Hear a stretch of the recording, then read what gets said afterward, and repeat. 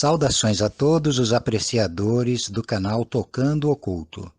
Aqui é José Alves em mais uma sessão de feitiçaria, diabolismos e sortilégios, trazendo, nesse dia auspicioso, informações sobre a origem da superstição da Sexta-feira 13. Então, antes de mais nada, eu vou definir o que é uma superstição. A superstição é o cascão de uma crença morta, cuja essência se perdeu no esquecimento, mas o corpo continua persistindo no folclore e na tradição popular. Tá? Então, assim, eu posso começar com duas fontes importantes dessa superstição, que tem origem na antiga Escandinávia. Né? Então, há uma passagem na antiga mitologia nórdica em que Odin se reúne com deuses no Valhalla para um banquete. E Loki, o deus do caos e da discórdia, ele se intromete, criando um mal-estar terrível nessa reunião, aonde ele vai insultando os deuses, trazendo à tona os seus podres diante de todos. Esse evento extremamente desagradável, ele origina a situação que vai culminar na morte de Balder, que é o deus solar, o deus bom da mitologia nórdica. Esse evento ele marca o número 13, que é justamente a soma desses 12 deuses mais Loki, como um número extremamente azarento e de mau agouro. Tá? A outra fonte, também da mitologia nórdica, se foca na deusa Frigga, deusa do amor e da beleza. Né? Esse nome Frigga, inclusive, ele dá origem a Fridagr em escandinavo antigo e Friday no inglês moderno, que é a palavra para sexta-feira, correto? Então, com a conversão dos antigos nórdicos para o cristianismo, Frigga é relegada à condição de uma bruxa exilada numa montanha. Então, segundo essa tradição, ela passa todas as sextas-feiras, desde então, a se reunir com 11 outras bruxas, mais o próprio Satanás, rogando pragas contra a humanidade. Tá? Essas duas versões são muito interessantes pelo seguinte fato. Os saxões, que também era uma tribo nórdica, né, de origem germânica, eles se instalam na Inglaterra e a Inglaterra ela é marcada por essa cultura. Tá? Então, a superstição do número 13 é disseminada, sobretudo, com força maior e total a partir da Inglaterra. Né? A questão desse elemento também sabático no número 13 é muito significativo. E aí eu coloco o cerne do lado oculto da sexta-feira 13. Né? Sem contar também que se amálgama a esse fator decisivo a questão da Santa Ceia, né? Onde na véspera o Jesus Cristo se reúne com os 12 apóstolos formando o número 13. Né? Então passa a ser considerado de extremo mau agouro essas reuniões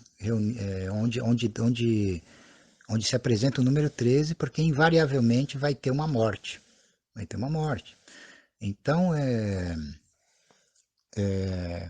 na própria Inglaterra e tal, e no resto da Europa como um todo, influenciados por essas tradições aí de origem escandinava, amalgamadas com o cristianismo também. Isso se firma na Idade Média e vem até os tempos atuais. Tá? Então, a, a questão do número 13 se torna uma superstição no subconsciente humano. Né? Havia, por exemplo, situações em que 13 pessoas sentadas numa mesa, havia a crença de que o primeiro que se levantasse morreria. Então, ou os 13 se levantavam ao mesmo tempo, ou eles usavam o artifício de dividir duas mesas, para não ter 13 pessoas reunidas. Tão forte que é essa crença. Na questão do número 13 relacionado à bruxaria, à tradição da bruxaria, nós temos a união do número 6, que é a besta, com o número 7, que é a Nossa Senhora da Babilônia. Tá? Aqui, sem se estender muito na complexidade desse assunto, que eu vou tratar em outros programas sobre bruxaria, nós temos a cópula do Sol Negro, que é a besta, com a Lua Negra, que é a Nossa Senhora da Babilônia. Né? E essa cópula resulta no nascimento de uma criança mágica que nós concebemos como sendo o próprio filho do inconcebível. Né?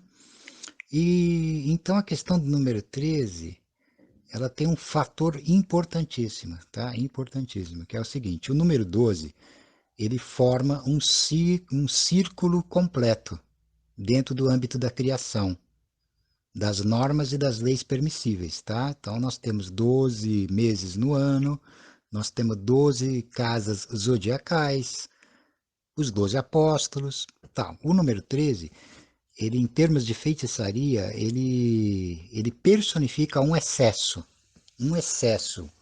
um mistério que personifica a desmedida, o ir mais além das leis permissíveis, tá?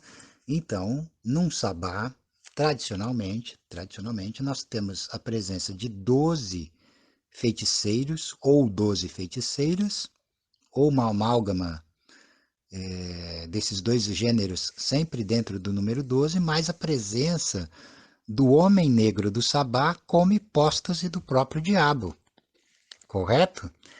Essa hipóstase do homem negro, que pode ser inclusive o próprio diabo ali, se apresentando de maneira mascarada, ele em si, esse corpo sombrio, é uma personificação desse mistério da desmedida, do ir mais além. Então, eu percebo justamente esse fator como sendo o lado oculto que emana essas, como é que se diz, essas configurações de ordem histórica e folclórica e cultural. Então, por enquanto, é isso. Essa é a pequena contribuição aqui que eu tenho a trazer, somando tantas informações que existam a respeito